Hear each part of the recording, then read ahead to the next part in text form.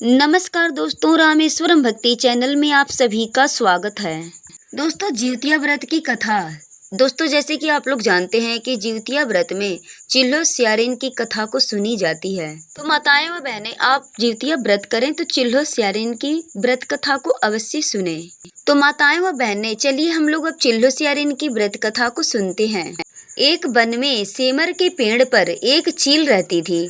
पास की झाड़ी में एक सियारिन भी रहती थी। दोनों में खूब पटती थी। चिल्लो जो कुछ भी खाने को लेकर आती उसमें से सियारिन को भी देती थी। सियारिन भी चिल्लो का ऐसा ही ख्याल रखती थी। इस तरह दोनों के जीवन आनंद से कट रहे थे। एक बार वन के पास एक गांव में औरतें जिउतिया के पूजा की तैयारी कर रही थी। चिल्लो ने उसे बड़े ध्यान से देखा और अपनी सखी सियारिन को भी बताया। फिर चिल्लो सियारों ने तय किया कि वे भी यह व्रत करेंगी। सियारों और चिल्लो ने जिउतिया का व्रत रखा। बड़ी निष्ठा और लगन से दोनों दिन भर भूखे प्यासे रहते हुए व्रत को की। मगर रात होते ही सियारिन को भूख प्यास सताने लगी। जब बर्दाश्त न हुआ तो जंगल में जाके उसने मांस और हड्डी पेट भरकर खाया। चिल्लो ने हड्डी चबाने के कड़कड़ की आवाज सुनी तो पूछा कि यह कैसी आवाज है। सियारिन ने कह दिया, बहन भूख के मारे पेट गुड़गुड़ा रहा है, यह उसी की आवाज है। मगर चिल्लो को पता चल गया। उसने सियारिन को खूब फटकारा कि जब व्रत नहीं हो सकता तो संकल्प क्यों लिया था। तब सियारिन को अपनी गलती पर पछतावा हुआ, लेकिन व्रत तो भंग हो चुका था।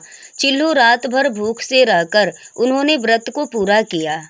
फिर अगले जन्म में दोनों मनुष्य के रूप में राजकुमारी बनकर सगी बहनें हुई। सियारिन बड़ी बहन हुई और उसकी शादी एक राजकुमार से हुई। चिल्लो छोटी बहन हुई, उसकी शादी उसी राज्य के मंत्री पुत्र से हुई। बाद में दोनों राजा और मंत्री बने। सियारिन रानी के जो भी बच्चे होते वे मर जाते, जबकि चिल्लो के बच्चे स्वस्थ और हट्ठे कट्ठे रहते, यानी वो जीवित रहते। इससे उसे जलन होती। ईर्ष्या के कारण सियारिन रानी बार बार उससे अपनी बहन के बच्चों और उसके पति को मारने का प्रयास करने लगी, लेकिन सफल नहीं हो सकी।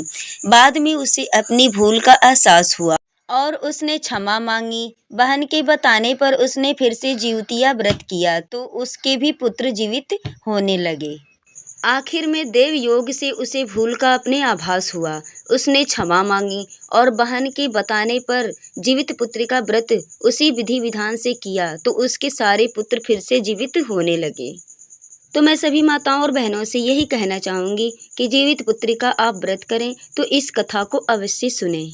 तो दोस्तों, अगर हमारी वीडियो पसंद आई हो तो हमारे चैनल को सब्सक्राइब, लाइक और बेल आइकन को अवश्य प्रेस करें। ऐसे ही वीडियो पाने के लिए आप हमारे चैनल से जुड़े रहें।